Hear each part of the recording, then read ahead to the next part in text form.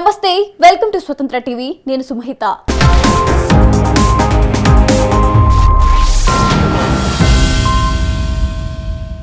భారతీయ జనతా పార్టీకి ప్రతి ఎన్నిక ప్రతిష్టాత్మకమే.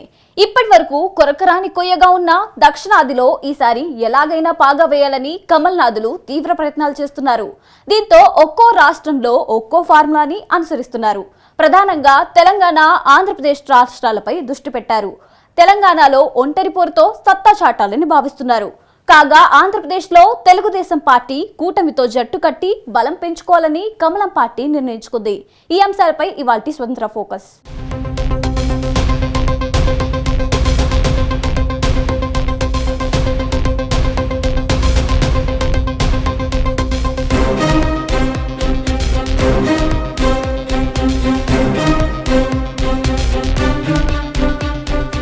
ఉత్తరాదిన బీజేపీ ప్రభంజనం ఉంది. అయితే దక్షిణాది మాత్రం కమలం పార్టీకి ఇప్పటి వరకు వసపడలేదు. ఉన్న 5 రాష్ట్రాల్లో కనీసం ఏ ఒక్క రాష్ట్రంలోనూ బీజేపీ సర్కార్ లేదు. పైపెచ్చు 2 రాష్ట్రాల్లో కాంగ్రెస్ ప్రభుత్వాలున్నాయి. ఉత్తరాదికి, దక్షిణాదికి మౌలికంగా అనేక తేడాలున్నాయి. వీటిలో సామాజిక, సాంస్కృతిక తేడాలు ముఖ్యమైనవి. ప్రధానంగా హిందీ భాషను బలవంతంగా రుద్దే ప్రయత్నాలు దక్షిణాది వాసులకు సహించలేకపోతున్నారు.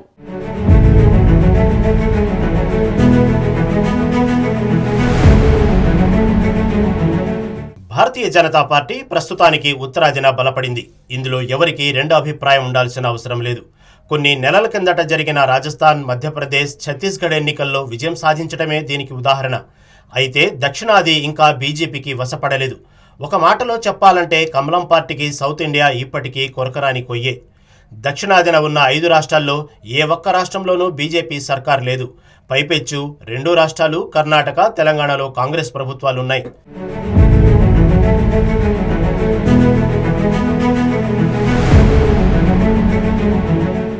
దక్షిణాదిన బీజేపీ ఎదగకపోవటానికి అనేక కారణాలున్నాయి. మౌలికంగా ఉత్తరాది సామాజిక సాంస్కృతిక పరిస్థితులు, దక్షిణాది సామాజిక సాంస్కృతిక పరిస్థితులు పూర్తిగా భిన్నం.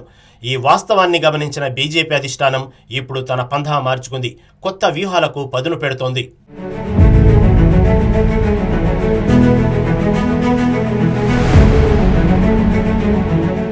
దక్షిణాదిలో పాగవేయడానికి ప్రధాని నరేంద్ర మోదీ అనేక సార్లు ఆయా రాష్ట్రాల్లో పర్యటించారు. గత 5 ఏళ్లలో ఈ పర్యటనలు బాగా ఎక్కువయ్యాయి. గతంలో ఏ ప్రధానమంత్రి దక్షిణాదిన ఈ రేంజ్లో పర్యటనలు చేయలేదు. ముఖ్యంగా అయోధ్యలో బాలరాముడి విగ్రహ ప్రతిష్టాపన సమయంలో, కేరళ, తమిళనాడు ప్రాంతాల్లో నరేంద్ర మోదీ చేసిన ఆలయ సందర్శనలు రాజకీయ ప్రత్యేకతను చాటుకున్నాయి.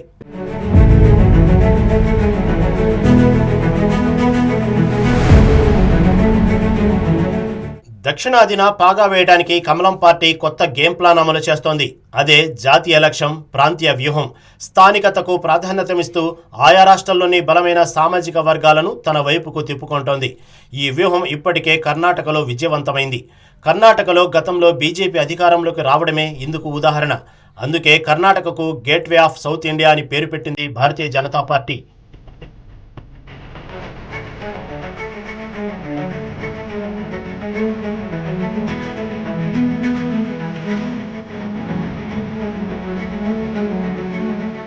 కర్ణాటకలో ప్రధాన సామాజిక వర్గమైన లింగాయత్లలో బీజేపీ ఇప్పటికే గట్టి పట్టు సాధించింది.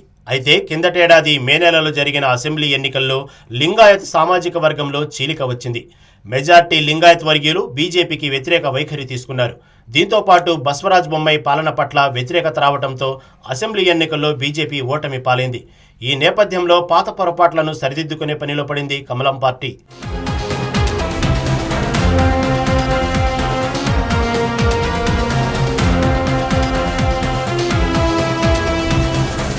కన్నడ నాట బీజేపీని బలోపేతం చేయడంలో భాగంగా మాజీ ముఖ్యమంత్రి యడ్యూరప్ప కుమారుడు విజయేంద్రకు పార్టీ రాష్ట్ర పగ్గాలు అప్పగించింది అగ్రనాయకత్వం. ఒకవైపు లింగాయత్ ఓటు బ్యాంకును నిలుపుకుంటూనే మరోవైపు ఒక్కోళిక సామాజిక వర్గం గట్టిపట్టున్న జనతాదళ్ సెక్యులర్ పార్టీతో పొత్తు పెట్టుకుంది.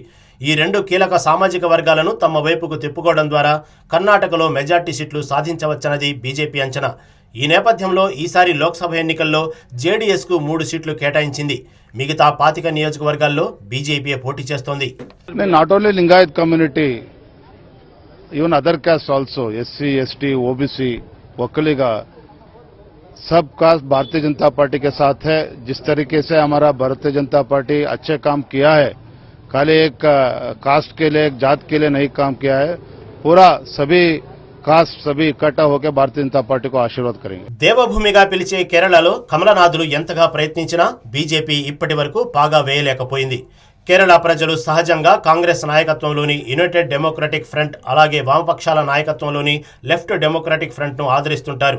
ఒక ఫ్రంట్పై అసంతృప్తి వస్తే మరో ఫ్రంట్కు జైకొట్టడం కేరళ ఓటర్లకు ఆనవాయితీగా మారింది.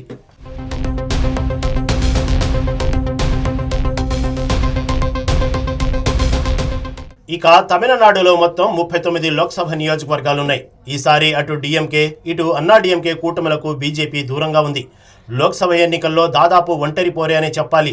డిఎండీకే, పీఎంకే వంటి 1-2 చిన్న పార్టీలే బీజేపీ శిబిరంలో ఉన్నాయి. మొత్తం మీద చిన్న చిన్న పార్టీలను కలుపుకుంటూ తమిళనాడులో సొంతగా ఎదగాలన్నది బీజేపీ అధిష్టానం వ్యూహంగా కనిపిస్తోంది. The alliance talks and the seat sharing talks for all the 39 seats in this historic election, where Honorable Prime Minister Narendra Modi ji is going to come back with a larger mandate of more than 400 seats. Tamil Nadu is going to contribute 39 out of 39 for the National Democratic Alliance, and very smoothly the alliance talks have gone. Patali Makkal Katchi, Tamil Manila Congress, AMMK, and 4 other parties who are contesting in BJP symbol, and former Chief Minister O. Pannirselvam ji. So all alliance leaders have come together on a common platform for change and for a larger mandate for Honorable Prime Minister Narendra Modi ji.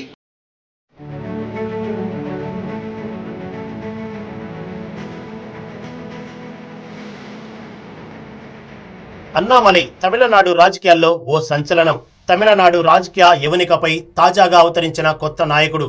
Annamalai మౌలికంగా IPS అధికారి. కర్ణాటక క్యాడర్లో చాలా కాలం పాటు పనిచేశారు. విధి నిర్వహణలో నిక్కచ్చిగా పేరు తెచ్చుకున్నారు. సింగం అంటూ అభిమానులు పిలవటం మొదలుపెట్టారు. అయితే ఐపీఎస్ అధికారిగా కంటే రాజకీయవేత్తగా ప్రజలకు ఎక్కువ సేవ చేయవచ్చని ఆయన భావించారు. దీంతో 2019లో ఉద్యోగానికి రాజీనామా చేసి సొంత రాష్ట్రమైన తమిళనాడుకు వచ్చారు. బీజేపీ ఒక దిక్కుముక్కులేని పార్టీగా ఉండేది. ఈ నేపథ్యంలో 2021 జూలైలో అన్నామలై బీజేపీ రాష్ట్ర బాధ్యతలు చేపట్టారు. అన్నామలై పగ్గాలు చేపట్టిన తర్వాత తమిళనాడు బీజేపీలో జోష్ పెరిగింది. తమిళనాట కొన్ని దశాబ్దాలుగా ఏదో ఒక ద్రవిడ పార్టీకి జూనియర్ పార్ట్నర్గా ఉన్న బీజేపీని ఒక స్వతంత్ర రాజకీయ పార్టీగా నిర్ణయాలు తీసుకునే స్థాయికి అన్నామలై తీసుకెళ్లారు. ప్రస్తుతం కోయంబత్తూరు నియోజకవర్గం నుంచి ఎన్నికల సంబరంలో ఉన్నారు అన్నామలై.